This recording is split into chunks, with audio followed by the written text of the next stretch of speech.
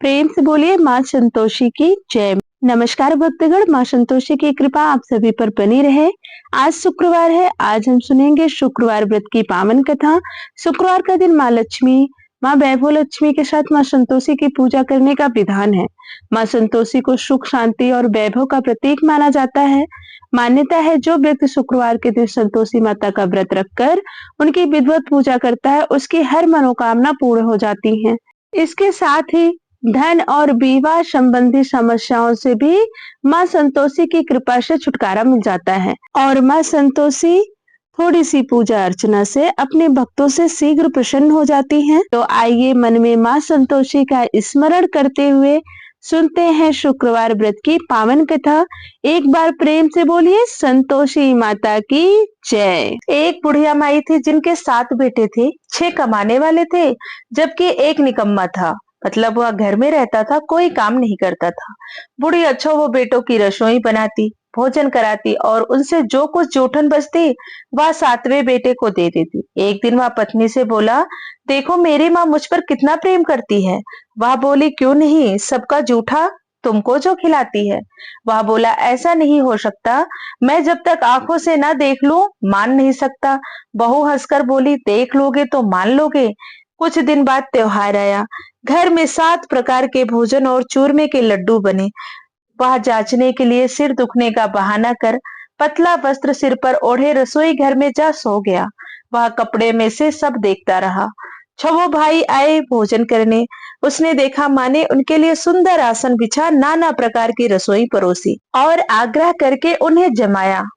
वह देखता रहा। छवों भोजन करके उठे तब माँ ने उनकी झूठी थालियों में से लड्डुओं के टुकड़े उठाकर एक लड्डू बनाया। जूठन साफ कर बुढ़िया माँ ने उसे पुकारा, बेटा छवो भाई भोजन करके गए, अब तो ही बाकी है, उठ तो कब खाएगा। वह कहने लगा, माँ मुझे भोजन नहीं करना, अब मैं परदेश जा रहा हूँ। माँ ने कहा, कल का जाता हो आज चला जा। वह बोला, हाँ आज ही जा रहा हूँ। यह कहकर वह घर से निकल गया। चलते समय पत्नी की याद आ गई। वह गौशाला में कंडे थाप रही थी। वहां जाकर बोला, हम जावे परदेश आवेंगे कुछ काल, तुम रहियो संतोष से धर्म अपनो पाल। वह बोली, जाओ पिया आनंद से हमारो सोच हटाए, राम भरोसे हम रहे ईश्वर तुम्हें सहाय। दो निशानी आपन देख धरो मैं धीर, सुधिमति हमारी विचारियो रखियो मन गंभीर। वह बोला, मेरे पास तो कुछ नहीं है, यह अंगूठी है सो ले ले और अपनी कुछ निशानी मुझे दे। वह बोली, मेरे पास क्या है, यह गोबर भरा हाथ है। यह कहकर उसकी पीठ पर गोबर के हाथ की थाप मार दी। वह चल दिया। चलते चलते दूर देश पहुंचा। वहां एक साहूकार की दुकान थी। वहां जाकर कहने लगा, भाई मुझे नौकरी पर रख लो। साहूकार को जरूरत थी, बोला रह जा। लड़के ने पूछा, तनख्वाह क्या दोगे। साहूकार ने कहा, काम देखकर दाम मिलेंगे। साहूकार की नौकरी मिली। वह सुबह 7 बजे से 10 बजे तक नौकरी बजाने लगा। कुछ दिनों में दुकान का सारा लेन देन, हिसाब किताब, ग्राहकों को माल बेचना, सारा काम करने लगा। साहूकार के 7-8 नौकर थे। वे सब चक्कर खाने लगे, या तो बहुत होशियार बन गया। सेठ ने भी काम देखा और 3 महीने में उसे आधे मुनाफे का हिस्सेदार बना दिया। वह कुछ वर्ष में ही नामी सेठ बन गया और मालिक सारा कारोबार उस पर छोड़कर चला गया। इधर उसकी पत्नी को सास ससुर दुख देने लगे। सारी गृहस्थी का काम करा के उसे लकड़ी लेने जंगल भेजते।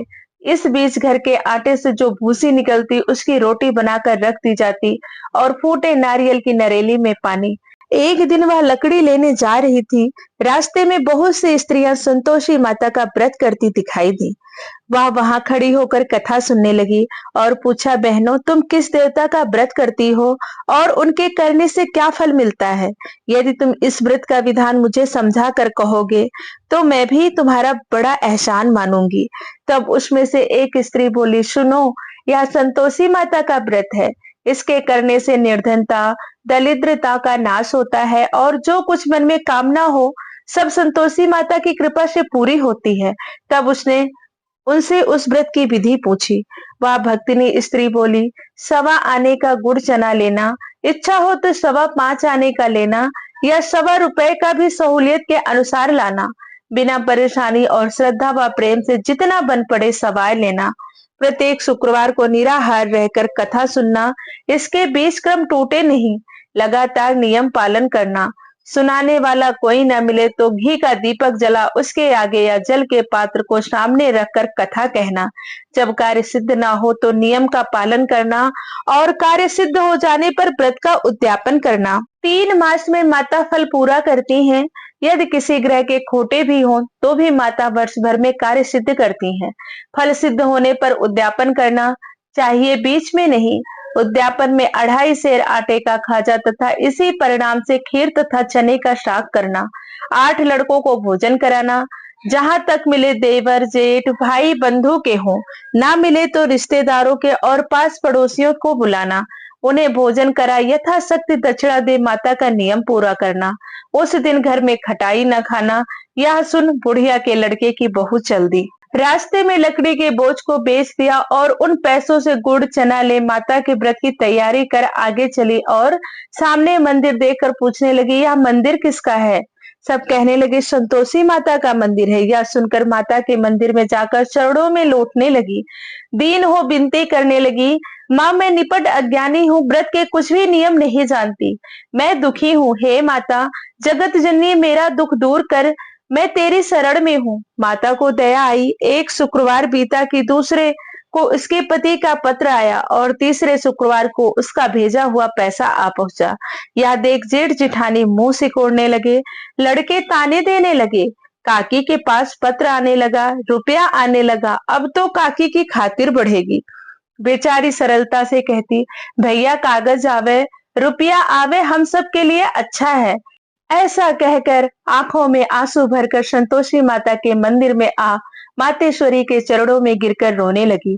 माँ मैंने तुमसे पैसा कम मांगा है, मुझे पैसे से क्या काम है, मुझे तो अपने सुहाग से काम है, मैं तो अपने स्वामी के दर्शन मांगती हूँ। तब माता ने प्रसन्न होकर कहा, जा बेटी तेरा स्वामी आएगा। यह सुनकर खुशी से बावली होकर घर में जाकर काम करने लगी। अब संतोषी माँ विचार करने लगी, इस भोली पुत्री को मैंने कह तो दिया कि तेरा पति आएगा, लेकिन कैसे? वह तो इसे स्वप्न में भी याद नहीं करता, उसे याद दिलाने को मुझे ही जाना पड़ेगा। इस तरह माता जी उस बुढ़िया के बेटे के पास जा स्वप्न में प्रकट हो कहने लगी, साहूकार के बेटे सो रहा है या जागता है?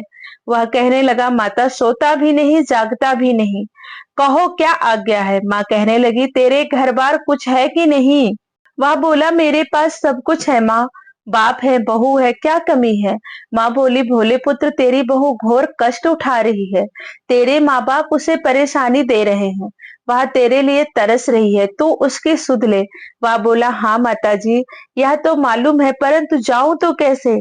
परदेश की बात है, लेन देन का कोई हिसाब नहीं, कोई जाने का रास्ता नहीं आता, कैसे चला जाऊं? माँ कहने लगी, मेरी बात मान, सवेरे नहा धोकर संतोषी माता का नाम ले, घी का दीपक जला दंडवत कर दुकान पर जा बैठ, देखते देखते सारा लेन देन चुक जाएगा, जमा का माल बिक जाएगा, सांझ होते ही धन की भारी ढेर लग जाएगी। अब सुबह होते ही स्वप्न में कही गई बुढ़िया की बात मानकर वह नहा धोकर संतोषी माता को दंडवत घी का दीपक जला दुकान पर जा बैठा।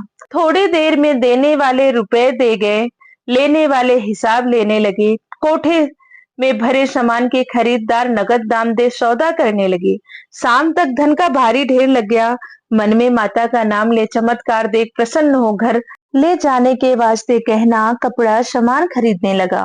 यहाँ काम से निपट तुरंत घर को रवाना हुआ। इधर उसकी पत्नी जंगल में लकड़ी लेने जाती है। लौटते वक्त माता जी के मंदिर में विश्राम करती है। वह तो उसके प्रतिदिन रुकने का स्थान जो ठहरा। धूल उड़ती देख माता से पूछती है, हे माता यह धूल कैसे उड़ रही है? माता कहती है, हे पुत्री तेरा पति आ रहा है, अब तू ऐसा कर लकड़ियों के 3 बोझ बना ले, एक नदी के किनारे रख और दूसरा मेरे मंदिर पर और तीसरा अपने सिर पर। तेरे पति को लकड़ियों का गट्ठर देख मोह पैदा होगा, वह यहाँ रुकेगा, कुछ खा पीकर माँ से मिलने जाएगा।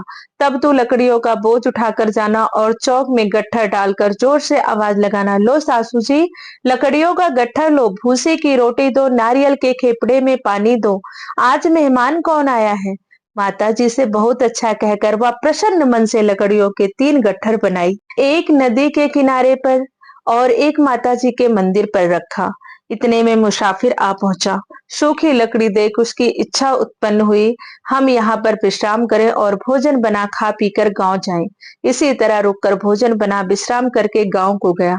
सबसे प्रेम से मिला। उसी समय सिर पर लकड़ी का गट्ठर लिए वह उतावली सी आती है। लकड़ियों का बोझ आंगन में डालकर जोर से आवाज देती है, लो सासू जी, लकड़ियों का गट्ठर लो, भूसी की रोटी दो, आज मेहमान कौन आया है।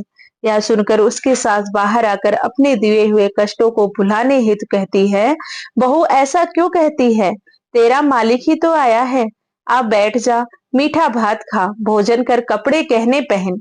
उसकी आवाज सुन उसका पति बाहर आता है। अंगूठी देख व्याकुल हो जाता है। माँ से पूछता है, माँ यह कौन है।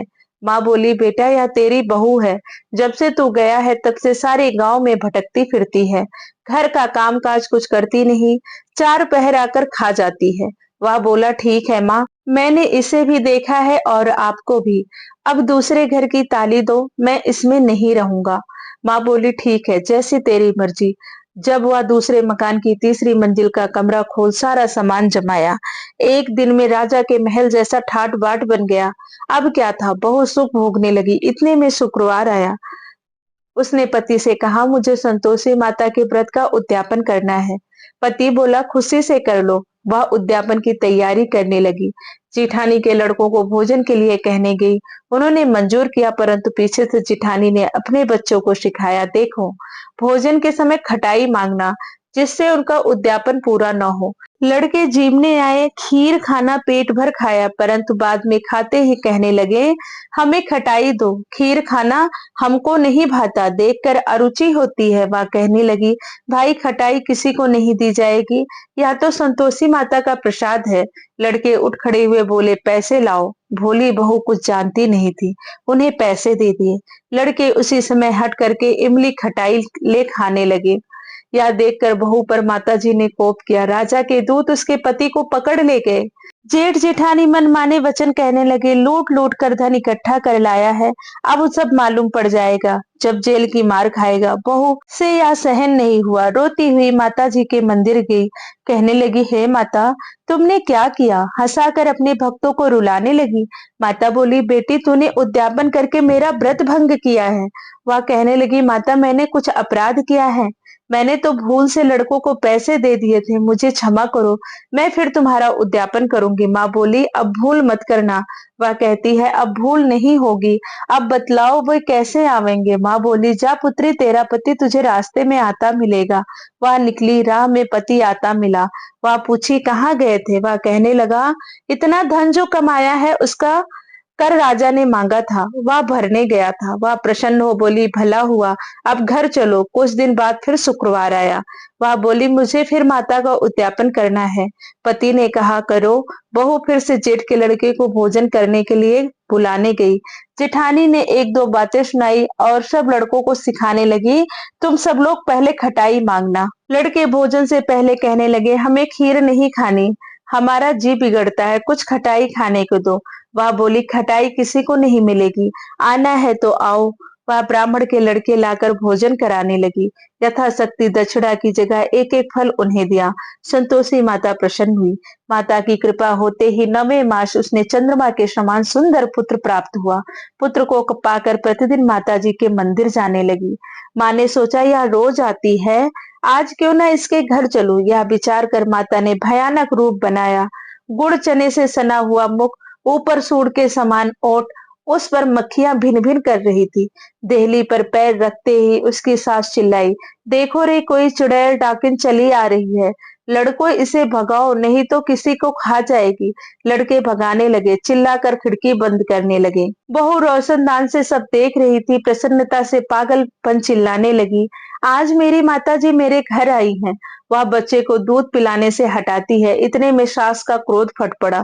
वह बोली, क्या उतावली हुई है, बच्चे को पटक दिया। इतने में माँ के प्रताप से लड़के ही लड़के नजर आने लगे। वह बोली, माँ मैं जिसका व्रत करती हूँ, ये वही संतोषी माता है।